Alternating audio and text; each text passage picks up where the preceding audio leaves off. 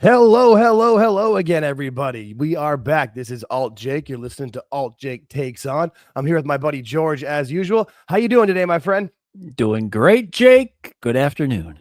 I am excited. This is going to be a pretty damn good day. Now we got a good show to talk about. We got we had a fun Spaces this past Sunday where was initially just going to be the pre-show and kind of like talking about it, but we had people staying on that wanted to talk about it during the show, and I was happy to stay on live with them. So shout out to Chris Connors and everybody else who hung out with me for over 5 hours. That was fun for me to try to figure out how to download and edit with the everything has a limit of 5 hours, by the way. So in future, I'll try to keep them under that if we do that again. Yeah, just because you have to like figure out you have to go to different places to download it. I actually ended up like paying a couple bucks just to get it done because I'm not smart enough. But yeah, it was a good time, and we've got the Spaces coming up this Sunday where there aren't any shows there's no pay-per-views, there's no events. We can just have a regular for a week anyway. Right. I was just gonna say for 1 week, only we're back to normal, but till you have the SummerSlam the next weekend, but that'll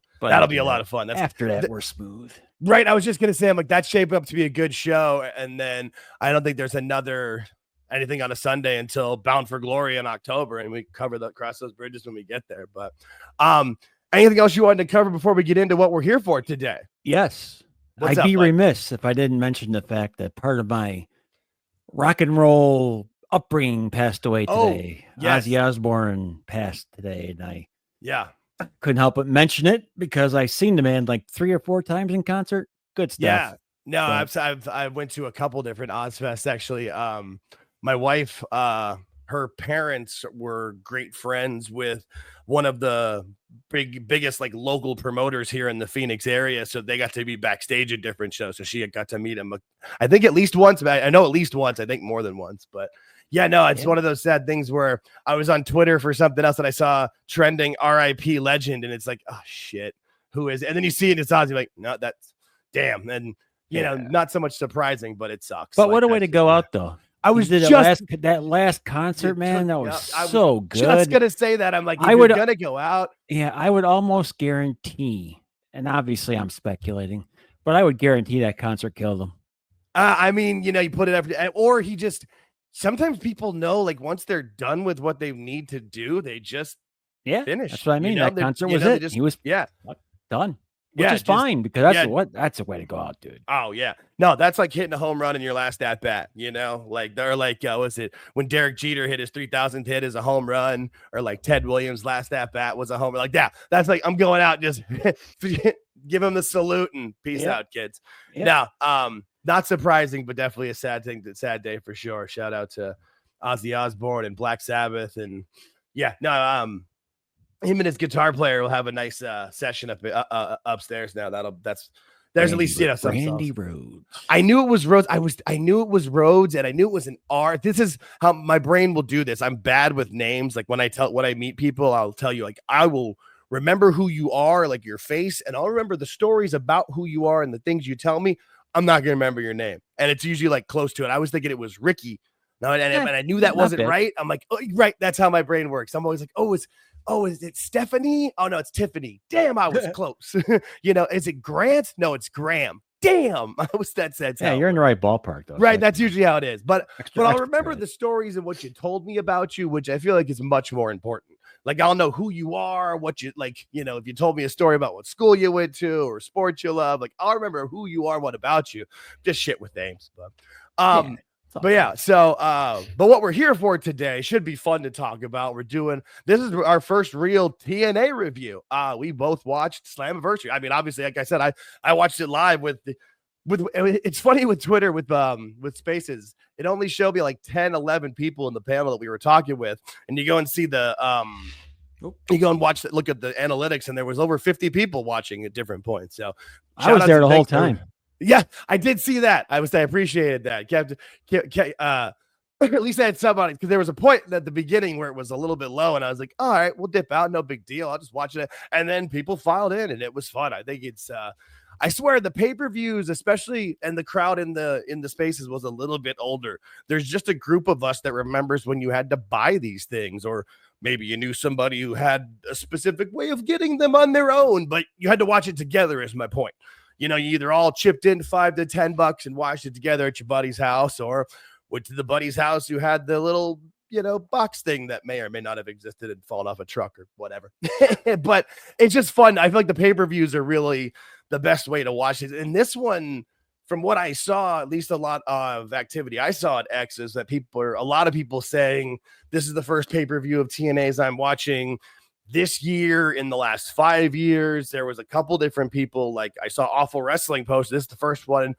He said ever, and I'm sure he probably watched them at some point back in the day, since they've been around for over. But even so, just like this is a lot of people's first one since they rebranded back to TNA, was kind of how I looked at it. I haven't seen one since. Oh God, I think I paid for one before Hogan showed up. All right, that tracks. So I know for the one when Joe Hendry was gonna win it, somebody, I won't shout out who it is, but someone for a short period of time gave me access to their TNA Plus because they knew I wanted to see it because I'd just done the meet and greet with them. And so I saw it, but I didn't watch the whole show. So this was the first one, like, to sit down and watch it from start to finish. And it really was a good show. I mean, dude, I came pretty close to my estimate for the crowd. Yeah. I said, when I left the spaces, I said between 8,000 and 8,500, I would bet. And it was 83.51. So I was right on the point.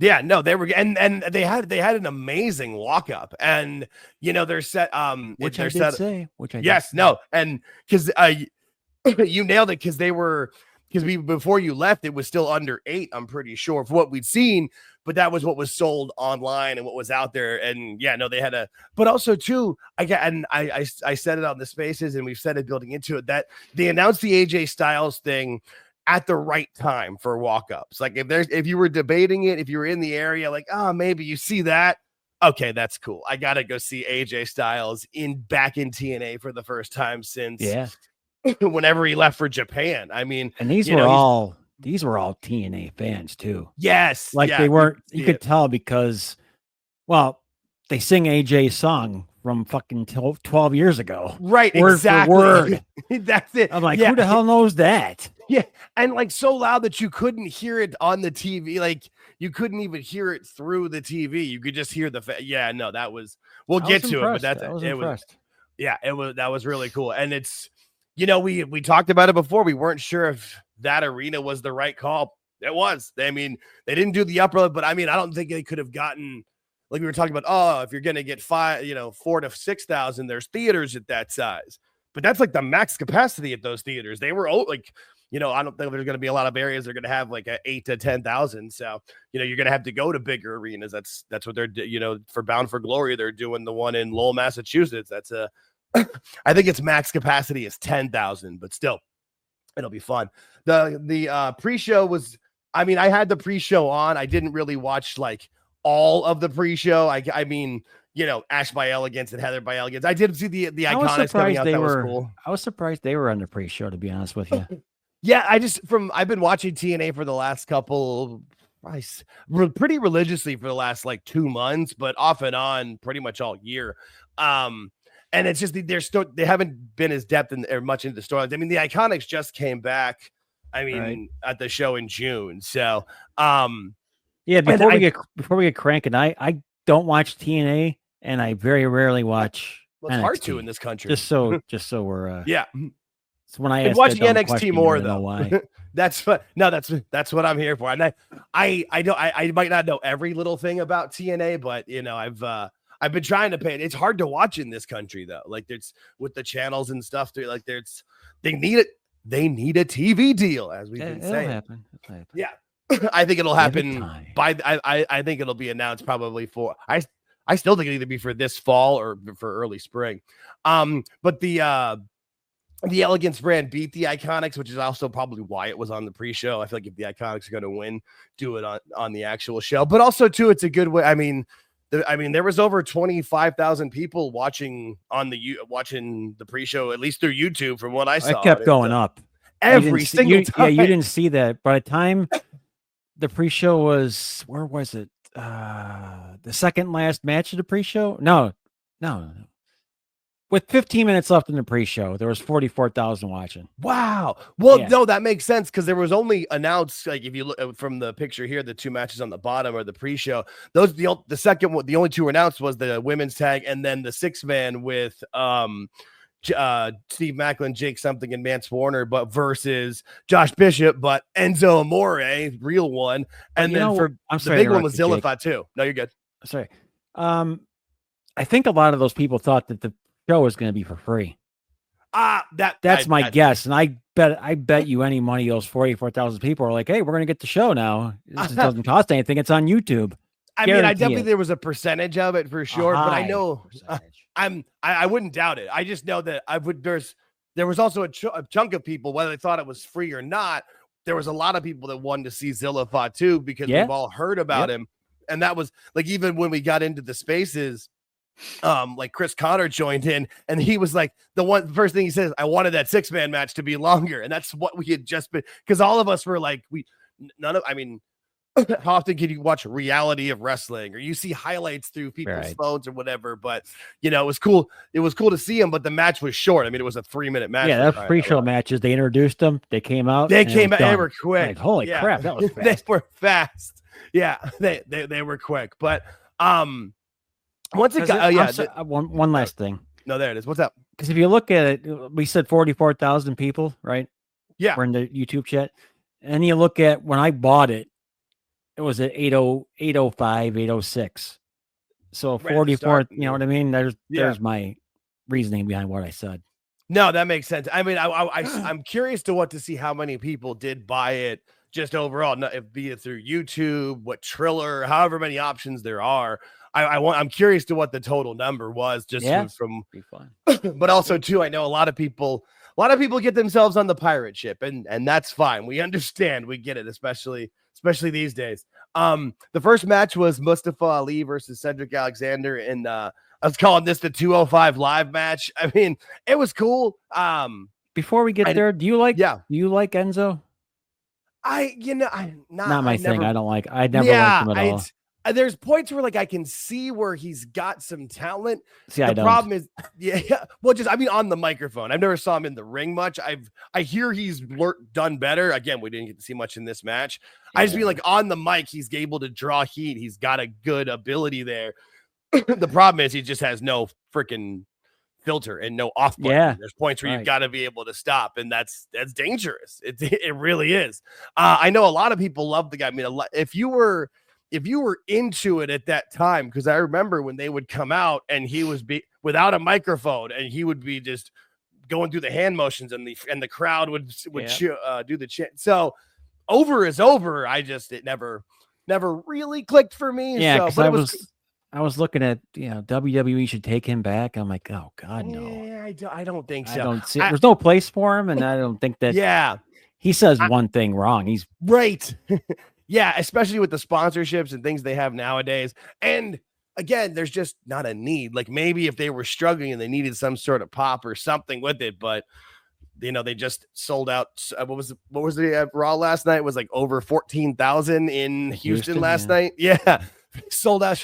I mean, and summer shows in hot cities are tough. I mean, I live here in Phoenix, and the show in June, they sold that one out too. But it's not easy to go out when it's all that hot, but I was good for them, and then good for TNA too for getting, like you said, over 8,300 in the arena for this show. That's really awesome.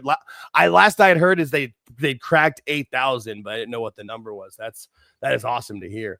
But the Mustafa Ali Cedric Alexander match wasn't anything great, nothing special. Oh, that's why you confused me, because there's no picture of it. I don't see it. Yeah, no, I had this one because I don't have a picture up of it. I was pulled back up to the original show. Yeah, the match didn't really. I mean, it was fine, but I just that was honestly when I was getting the spaces kind of set up, and Chris Connor came in and we were talking about we wanted the other match to be longer. But it was fine. Did you see when he knocked himself loopy?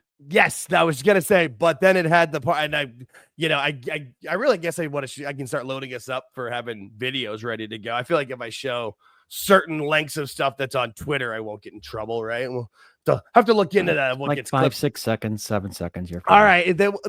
Perfect. Thank you. We'll figure that out because I'm getting better at this stuff. I could figure that out. But this match was fine. I mean, I had it rated at a 2. Nothing special. Nothing bad. That spot was a little scary, but as far as they said, everybody's okay. But it's just. I was surprised how quick he just shook it off, though. Like, he landed pretty hard. Well, I feel like that's one of those things Cornette's talked about it before. Another guy, where it's like, hey, if you have that moment, get into it and sell it. But I think people are just so excited that they're not hurt. Like, yeah, exactly. Right? They're like, hey, I'm okay. Your adrenaline kicks in because you're not hurt. You're like, oh God, I made it. Right, and you have like that. What is it like the near death experience almost? And you're like, whew, okay, and that's. And they should get into it and sell it, but you just popped right out. I had this at 2 1/4.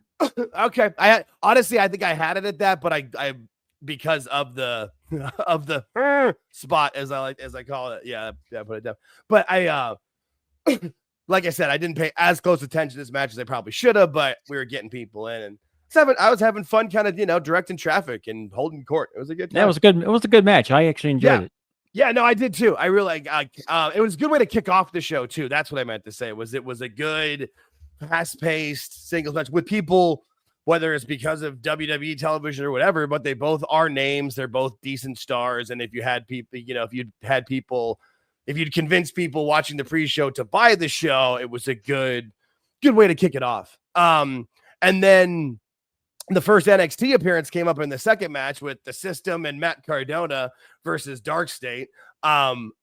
This also just makes me laugh with, you got Cardona, Brian Myers, and Fandango. I know he's, I mean, I know he calls himself JDC now, but he'll always I have not seen him in a long time.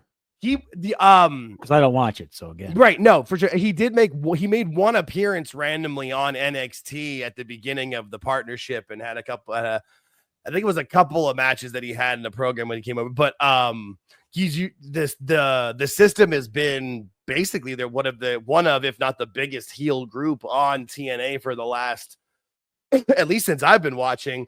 So it's kind of funny, and it seems like they're starting to turn them babyface. But we were talking about it on the spaces with some people that have watched TNA a lot longer than I have and a lot more religiously, and what they were kind of saying is they're almost like their version of Judgment Day, where they need some sort of refresh, whether it's bringing people in, bringing people out, and if moving them into where maybe not all of them, but a good chunk of them go over to be baby faces. And then guys like Moose and whoever don't want to be baby faces, then you can have a battle with it. But it was cool. It was nice to see TNA get a win over the NXT guys, as we'll talk about it as we get into the rest of the show. But, I mean, this match wasn't that long. I feel like it was like, I got the times up here. 6 minutes, 45 seconds. Yeah. I was gonna say, I thought it was under 5, but it was just over 6, but it was a good match. I didn't mind it, but it wasn't great. I had a straight 2, but it did its job, I guess. I went and got something to eat during this one. Yeah, no, I could see that. Yeah, no,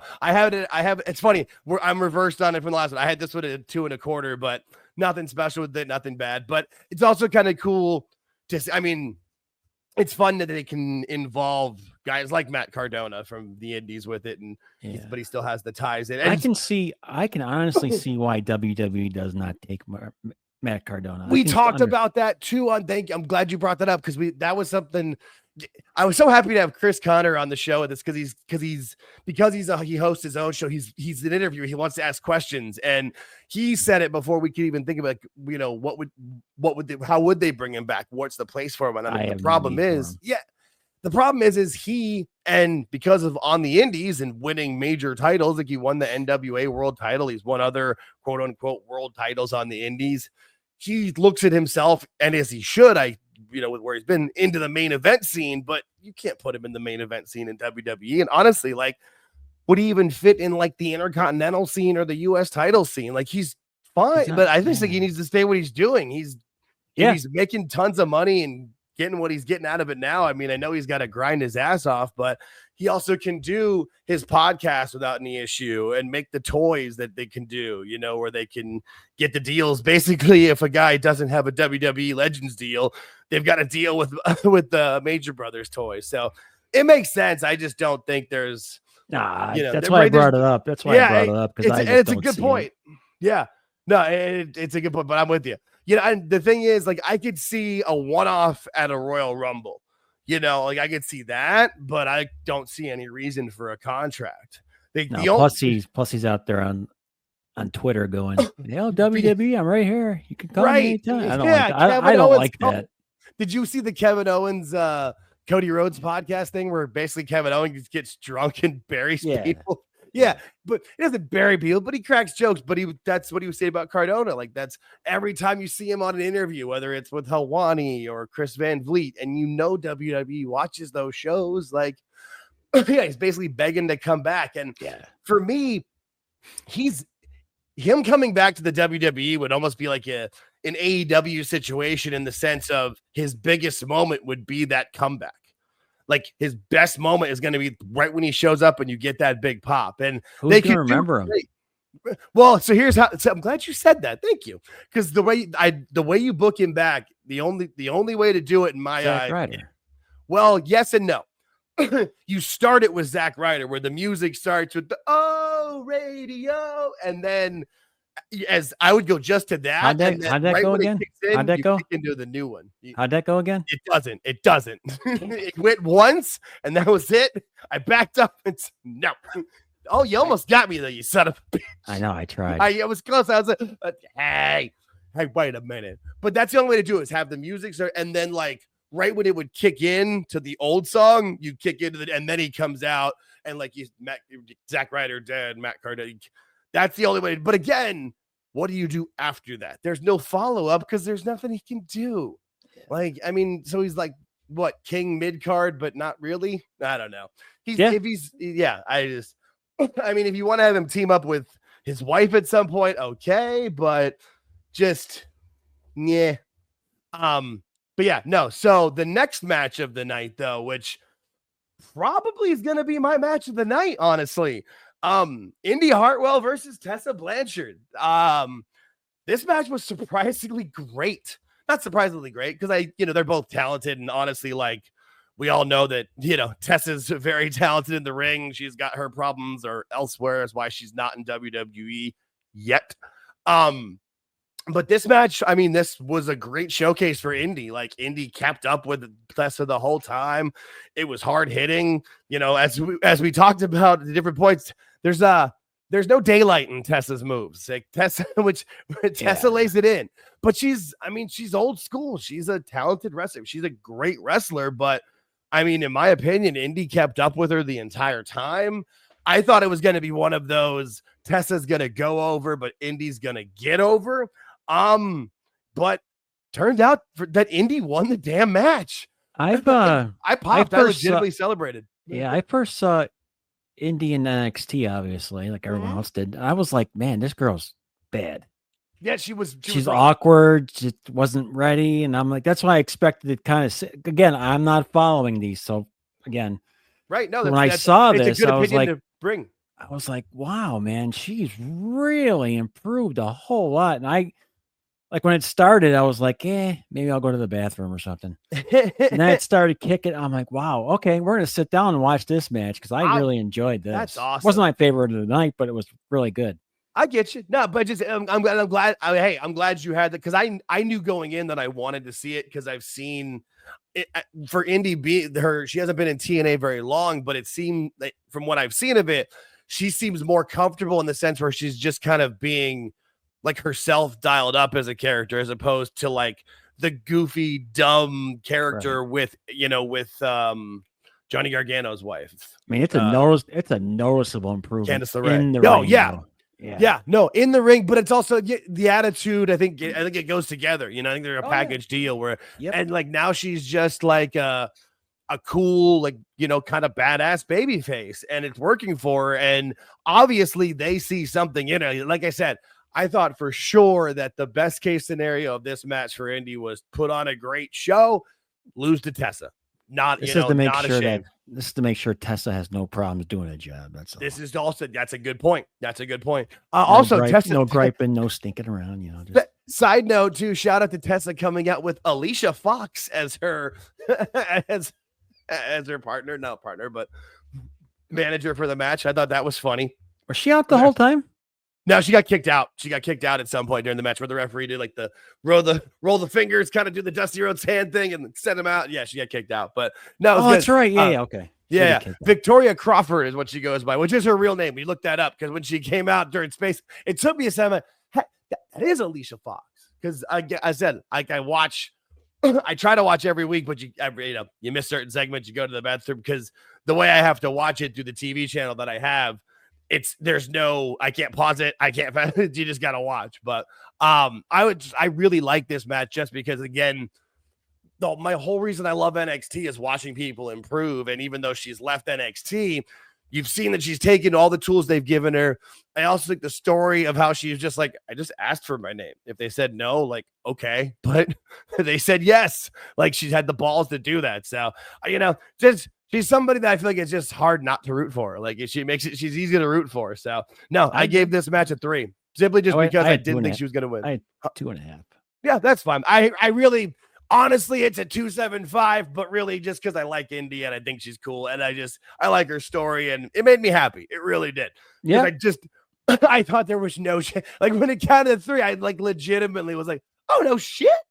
Hell yeah. Like that kind of thing. Made me happy. The next matchup was the women's title versus title match. This was one of my favorites. This was a great match. Honestly, JC Jane, when she won the women's title in NXT, there was a lot of, and they pointed out on the show of, she's the most beatable champion ever and blah, blah, blah, blah. And I mean, they said it because it felt like it was true. Like you just being honest, it didn't seem like that was that far off, but she's done really well. I mean, even in the match where she beat Vaquer, where she got help from Toxic Attraction, or Fatal Attraction. That's hard. Fatal Influence, right? Yeah, damn, too many names. I'm bad with names. But the girls, like, they helped her win. But she's like, her promo, especially, she's had the title. She hasn't been, like she didn't seem like she seems like she's been there. Like she should be there. Like she'd be like she's been there before. Like she knows what she's doing. She's not. I made the comment during the match. I'm like, wow, JC Jane is really good in the ring. It popped out to me like, and then people, were telling me she's always this good, but you just don't watch it. You don't see it. Well, so now that I'm watching this girl I'm like, man, she's in the right spot. I think the booking sells everything perfectly. Yeah. She's taking direction. Everything just was spot on. I had no problems with this at all. Yeah, no, this was a great match. I feel like that's kind of where people are like, oh, she's been in NXT so long. Like, well, she's one of the ones that came in, as far as I know, with very little or no training at all. So she's literally been brought up from the ground up, and it takes time to figure this out. And it's really clicked for her. And being able, like, when Mandy Rose left and they had her kind of become the leader of her new group, there was one of those things where you're like, I don't know, but similar to kind of Triple H and the DX, not making the exact comparison, but that kind of flavor where it's like, no, I got this, I can do this. And she has done well. Now it was more of like the North American title mid-card level is what it felt like, but hey, she's done pretty well. And I guess she's Shawn Michaels' pet project. I mean, hey, that makes sense.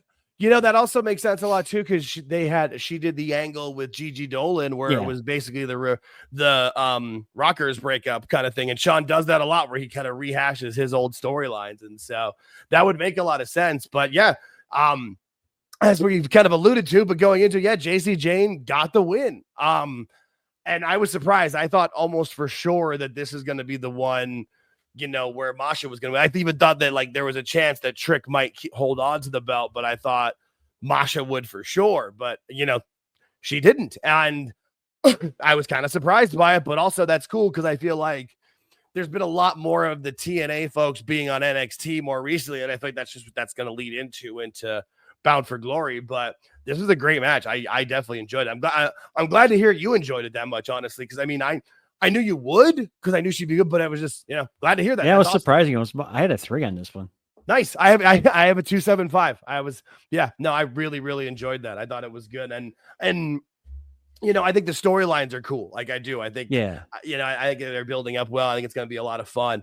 So what they're gonna have to do here, because Bound for Glory is not till October 6th, I believe. 12th. Okay. October. So 12th.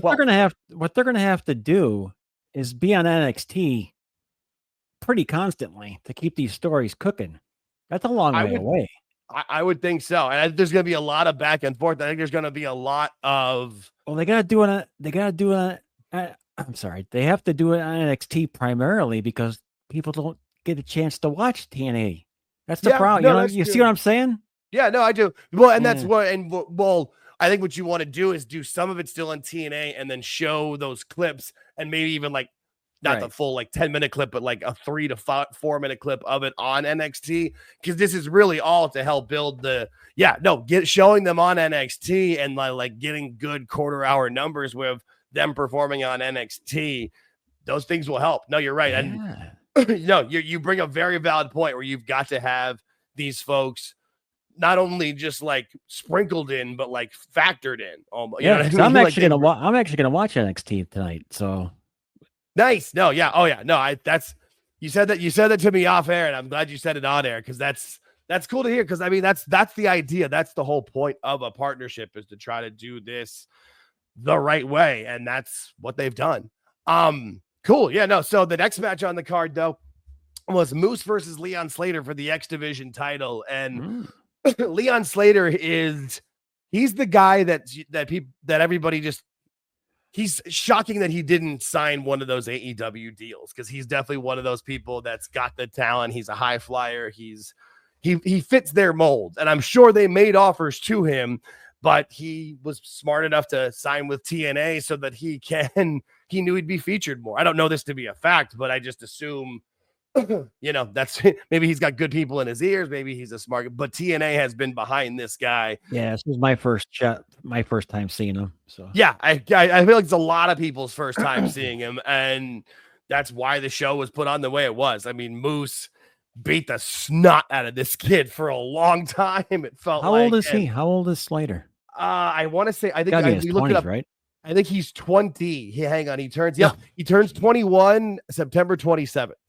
Wow. He's 20. Okay. And he's from England. Yeah, no, he's a child. He is a child. Yeah, he's got a good body. No, I'm not to sound here. You're good. But he's got a real good looking body and everything. It's going to get better as he gets older. Yeah. So yeah. Yeah. And they've this is one of those things where this is a great time for him, like to be in TNA, be featured, learn, do well. And then WWE is right there watching, and the move over is going to be simple. But now he impressed me a lot, Jake. He really did. That's awesome to hear. No, that's good. No, this is one of those things where I remember going into it, I was concerned that he might be too nervous, where he would be trying too hard and like overdo it, and you know what I mean. But he really didn't. Like he showed up, showed out. They even had Moose put the belt on him at the end of the match. That swanton he did went 3/4 of the, because remember Moose moved further away from him, and he still did. I'm like, wow, he's still gonna do it. You're right. He did. You're right. He did. No, that was insane. No, that was and the other point too, is there was points where Moose was like had him beaten, had him down, and he kicked out and he fought, and this is like what is it, building a baby face, or that should be the new Netflix series, building a baby face. This is how you do it. This was just done well. It was smart. And then, what comes out afterwards, after he wins, AJ Styles. That was where they had him. And, you almost had forgotten about him, but, everybody you're waiting for him to come out. This was the perfect time to do this. Because, AJ was made in the X Division. That's what he was. That was the title that basically he made. Yep. And that was where so for him to come out and literally pass the torch, I don't know. I'm sure you've seen the video, or if you saw what happened when it live, but his music hits. I don't think they told Leon this was going to happen. That kid, he was jumping up and down. That was pretty good reaction. That was good stuff. I reposted the video of that. I'm just like, this is why we love professional. Yeah. Also that. Oh, the sing along was pretty cool. Oh yeah. Yeah. No, because I guess because I know people were talking about online because they had announced that AJ was going to be there. And so people were wondering what music was going to be. Were they going to do, the music, his WWE music? There was no way I could think. I mean, a lot of us remember the music, remember the stuff, but just to have all those fans, you could tell. I mean, the guy screaming right there and screen here, like they were belting it. I mean, I had word for word, man. That was impressive. Verbatim. Like, I couldn't tell you the words if you had them down in front of me. I couldn't tell you. Yeah, no, I know some of them. It'd be one of those ones where you're like, you act like you know the tune, but no, they were screaming. You couldn't even hear the song through the TV at certain points of it. This was a cool moment. The match itself, I thought was great. I gave it a 2.5. I didn't think, but if you include it with the AJ stuff, I would say it's a great 3 to 3.5 with those. But we don't do that. We're just talking about the match. Yeah, I gave it a great moment. I had 2 3/4. Nice. I was, I was floating back and forth between the two, but yeah, no, that moment was just special. And we want to make sure that everybody saw that Sportskeeda put together where they had this picture made of old AJ. Yeah, it's just cool. So I mean, for me, when TNA was really first starting, I would see it when it was the weekly pay-per-views. I didn't see much of that, but once they got on Fox Sports, it's wrestling, so I would tune in, but there was a lot of shit you just didn't like, or stuff was terrible. But I remember talking to my buddy. I'm like, you heard of this AJ Styles guy? I'm like, this kid is amazing. And he would get you to watch. And then he had the matches with Christopher Daniels and Samoa Joe. And then, you think of his career where he did the stuff with Ric Flair, for God's sakes, and then Kurt Angle, and just, it's just amazing. And yeah, that happened. That actually happened. It did. No, and it was a really cool moment that they got to have him come out and do that. So I'm glad. So does he get a match October 6th? 12th? It's October 12th. 12th. Yeah. I remembered after I said you're good. Yeah. I feel like you almost have to have him do something on that show. I mean, because it's still WrestleMania, their biggest show. Yeah, it is. It's their, and I realize, and it's smart not to do a match on this show because he's got to wrestle Dom for the IC title at WrestleMania or at SummerSlam in 2 weeks. So, just that would. I don't see why you wouldn't have him do it. I mean, I'm sure there's good storylines they've got for him in WWE too, but I mean, they're trying to make Bound for Glory their biggest show ever. I mean, this was just their biggest house I believe they said in all of North America. I don't know if they had a Canadian show bigger, but at least in the United States. Yeah, this was the biggest one ever. Period. That's what So beat that. Let's go beat that in Massachusetts at Bound for Glory. That having AJ Styles on the card, especially if it's in a match. I mean, I don't know if it needs to be against Leon Slater, like maybe, but I don't know. I feel like they'll figure something out. Yeah, think about something for a minute, just a second. In all the years TNA has been around, with all the different personalities and talents that they've had, their highest crowd up until this point was 6,000, whatever it was before. Yeah, no, yeah. Think about it. 6,000. That's it. For Hulk Hogan, Sting, Jeff Hardy. Yeah. That's all they were able to do was 6,000. I mean, the Main Event Mafia, you had Kevin Nash, Scott Steiner. That. Yeah, no, you're right. That's insane. No, that's every live show mind blowing. Every live show they did, they never got like you just said, Kevin Nash, Steiner. What the heck? How do you not get 10,000 people? They didn't even. Right. Yeah. Just on those names alone at some point. But that's weird. That's weird. That was weird to me. Very strange. When you say it out loud, I knew that, but I guess I just hadn't put it together in that type of words. You're like, oh shit. Yeah. Huh. And then you just kind of freeze for a second. Yeah, why? That is freaking weird. No, that's weird. This doesn't make any sense to me, but no, I mean, but the truth. Promotion and they got to have the right machines and promotion behind you and the right I mean, you've got the wrestlers, but if you have the right booking, it just doesn't make a bit of difference. The penultimate match, the last match was the 4-way tag match, which was fun. I didn't realize until it came, I knew, but I'd forgotten that this was a ladder match. So this was This is a lot of fun. There were some interesting spots. I couldn't get a good picture of the AJ Francis. This is amazing. This what is the was most that man thinking? No, because he does the moonsault off the ladder first and redeems himself. Yes. Like, okay, AJ did it. And not more than 5 minutes later, he goes through the ladder feet first, and now that's he's the thing is again. when you see him coming off, it's like he instead of turning to like go on his ass or on his back or whatever, he sticks his legs out and goes through the ladder spaces, or I don't know what. Actually, 0 to 0 in about 7 minutes. It was amazing. And like when he did it too, just again on the spaces crowd with whoever people, you just help him go, oh, what are you doing? Oh no. I like to know how he didn't break his ankles. Yeah, did they hit? Did they touch the ground? I don't know. Yeah, he touched the ground. Yeah. All right, did he? I wasn't sure. That was I'm like, how the hell do you not break something? That was something, anything. I don't know. In all the years of watching wrestling with ladder matches and lived the entire attitude, I've just never seen somebody decide to do that with their legs. Like, here we go. Yeah, it was a little odd. He was like, what is he, half quarter away down? I was like, I'm not taking this on my back. Yeah, I mean, hopefully he's all right, but I gotta feel like that. Oh, I feel like that walk through the airport on Monday was probably a little rough.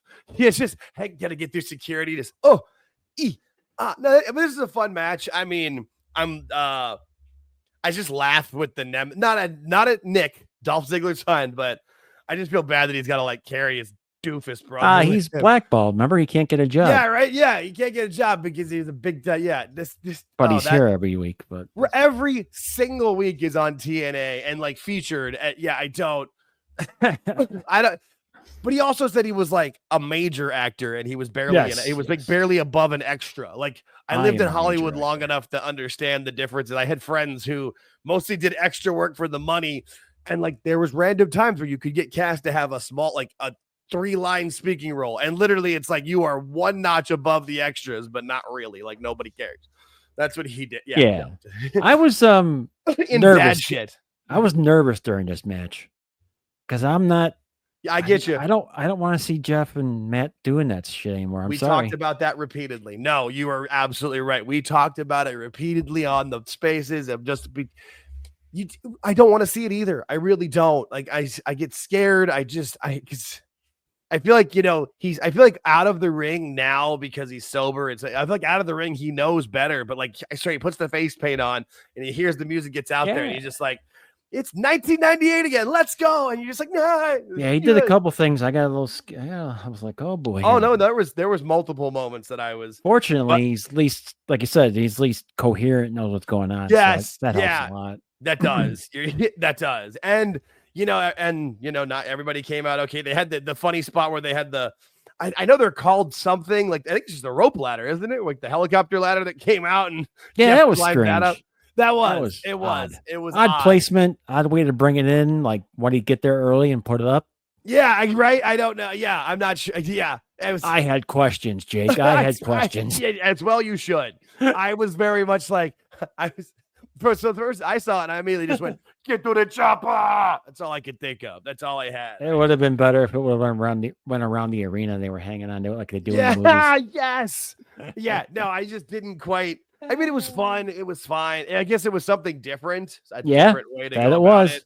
Right? Like that's the best I could say. It wasn't terrible, but yeah, it's one of those things. Like, I mean, hopefully, maybe on TNA on this Thursday, they'll say that he pushed it out. And so have you ever tried to climb one of these things? Yes, they're horrible. They're terrible. I can't. Yeah, and you could see he was struggling at certain points where it's moving and like dude, it's so hard to climb. No, I think the way you're like the only way.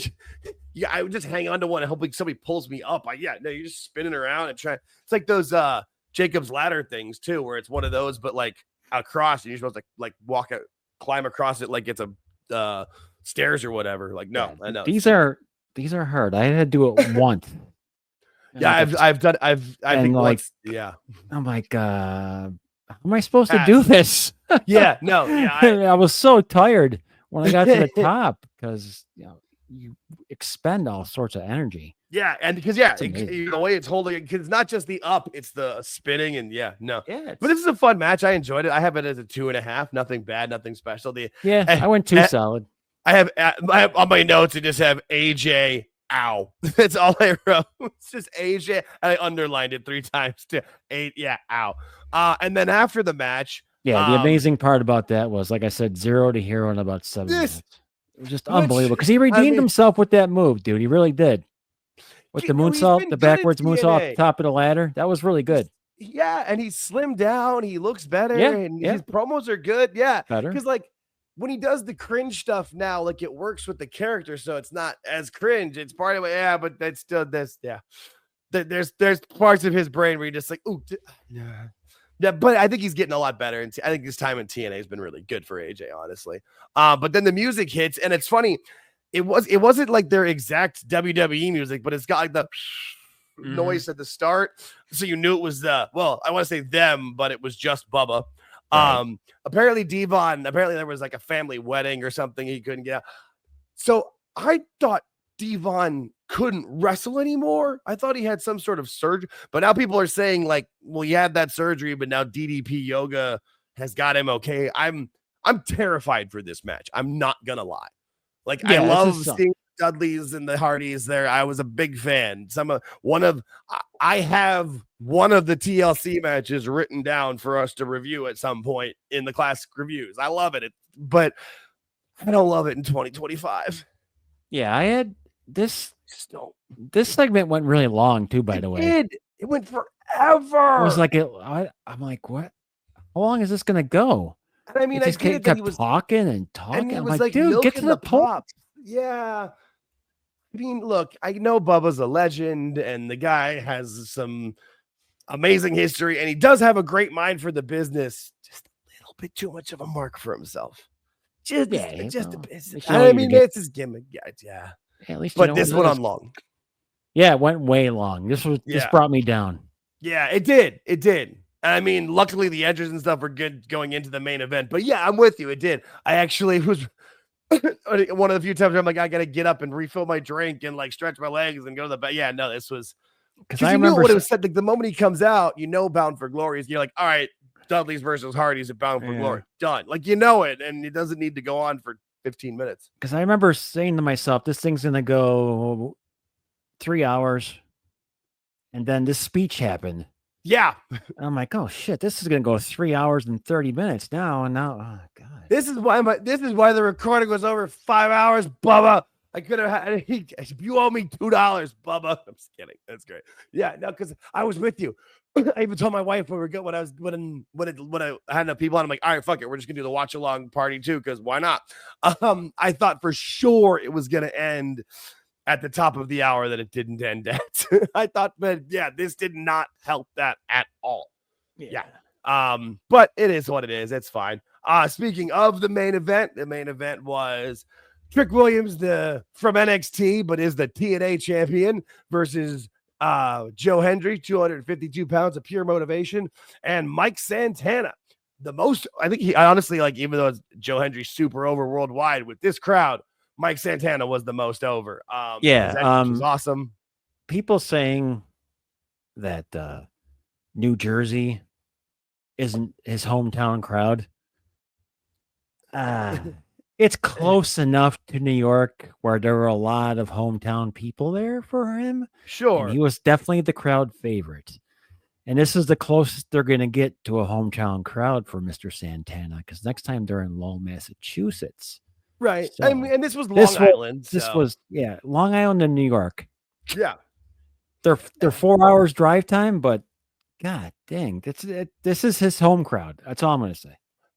No, I get you. And honestly, like, that part of it, I mean, it was, well, first off, we'll get into the entrance. Trick had the entrance with the Harlem, I forget what musical group it was, but it was Harlem Acapella Singers. Choir, that was the choir. Yeah, that was fun. That was cool. The best part of the whole thing, though, was that he came out in the Booker T inspired, like, it's not the same robe. People were against the same robe. Like, look at it. There's no gold. It's a different robe, but It's very similar, very nice, very fun.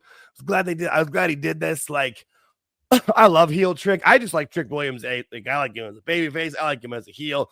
Saw somebody post on Twitter today, like, because he's calling out the Undertaker because the Undertaker's going to be on NXT on tonight. That's classic. Yeah, well, he's doing that because he's taking on his LFG. But somebody posted like, "Oh, Trick, they just sent you to TNA because you're not gonna they don't think you'll last on the main roster." I'm like, tell me you don't watch TNA without telling me, or TNA or NXT without saying you don't watch NXT. Because trust me, he'll be fine once he gets up there. But I just thought this was fun. The way that the match kind of went, where the Trick he faked the injury, where it looked like he had the leg hurt on the outside. And then a lot of people bought that, by the way. I honestly, we were talking about I because they kept showing it and like they hadn't really like brought out enough. Like I knew there was a point they got to a point where you knew it was a work. Yeah, they kept him there. Once he stayed in the frame, once he stayed there. Right. And if you're hurt, they're taking you to the back into an ambulance. And he kept watching the match too. He kept watching it with it. But I thought it worked. I thought it was done well enough. But yeah, he comes running in and stole the match. Like, and he was like, Hendry hit the move and he came in, pushed him out and stole the pin, which I mean, it makes sense. And this is where I will admit where I was wrong. I was convinced Santana. And I've done this literally my entire time watching TNA. You'd think I would know this, but I always get confused which is their biggest show, Slammiversary or Bound for Glory. I mean, you should think like Glory, that's the big one, but I always forget. So I thought this was their WrestleMania, especially with where it was. So I was surprised. And now seeing what it is, I think it makes more sense, but it's a bigger pop for Mike Santana if he wins in a singles match. And there is the precedent because I was it happened with who was it? Somebody said, Bobby Roode in 2011 was in the same kind of thing and for his first title and didn't win it at Slammiversary, but won it at Bound for Glory. So yeah, I just don't like the fact they're so far apart. That's all. Yeah, it is. But I mean, time goes pretty quick. I mean, time does go quick. There's also NXT like PLEs that they have. I forget what they just announced. Forget which one they just announced one. That's coming up. What was that? Was it Heat Wave? I think that was it. Yes, Heat Wave. Yes, thank you. Which makes sense. It's hot. It's summer. So as long as they keep incorporating it with them, and then also too, like there could be a very fun like TNA. You say invasion, but not really, but kind of. I mean, last week on we'll TNA, see tonight. Yeah, we will, and we will. I'm very excited for NXT tonight. Because we saw it last week when Dark State was out there causing havoc, and then the system just showed up and ran out, and everyone was surprised they showed up. So you can have more of that kind of stuff happening. A lot of interactivity. Also sending the NXT people over to TNA as well. But like you said, you've got to have as much of this on NXT as possible because that's where the eyes are. It makes the most sense. They also did announce that we have it up here. Bound for Glory, October 12th in Lowell, Massachusetts. So, which is where it's the UMass College there. It's that arena, and its max capacity for wrestling is like 10,000. So I don't know if they'll get any. I don't know if they'll get there again, but hopefully they knock on the door. I mean, they might sell that sucker out, dude. I think that'd be awesome. I really think that'd be great. But I mean. So the main event, I gave it a 2.75 because I liked the way it happened. I wanted Santana to win, but if he wasn't going to, I liked how they had Trick be a dick. I mean, it works. I like seeing Trick doing this super heel stuff. It's got, kind of being a chicken shit kind of heel kind of thing. It works. Yeah. I went 2.5. Yeah, that works. That makes sense. So, I'm really excited for Bound for Glory coming up. I mean, overall, I rated this show a solid B. I think at the time I said B+, but thinking back, I think a solid B is perfect for that show. They had some great matches setting stuff up for their biggest show of the year, which should be a lot of fun. And we will talk about that too, because why the hell not, man? It's a lot of fun. I love talking about this stuff. Holy shit, we went almost an hour. See, this is good. Yeah, I was with you. I gave it a B to a B- at times. But and I'm just a little high. I went B to B+.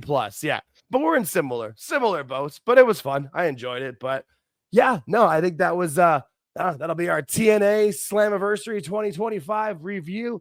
If you guys watched the show, tell us what you thought about it in the comments, what you liked, what you didn't like.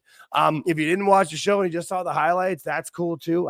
Hey, usually that's what I would do, is watch the highlight packages on TNA YouTube. But yeah, please everybody keep liking, subscribing, sharing the page. We are knocking on the door of 250 subscribers. Like literally the next one will be 250. So if you're watching this and you haven't subscribed, just click the little button for us. It'll be fun. We'll love you forever. But is there anything else like you got, George? Any other Stay you want to bring up for a possible guest for Sunday? Ooh, that'll be fun. I was just gonna say, yeah, we'll have spaces at our regular time, 8:05 Eastern this Sunday. Might be open mic night. Might have a guest. We will let you know. It won't be open mic night. We'll let you know. Well, we will keep you posted through both of our X accounts. And thanks everybody. We will catch you next time. Peace.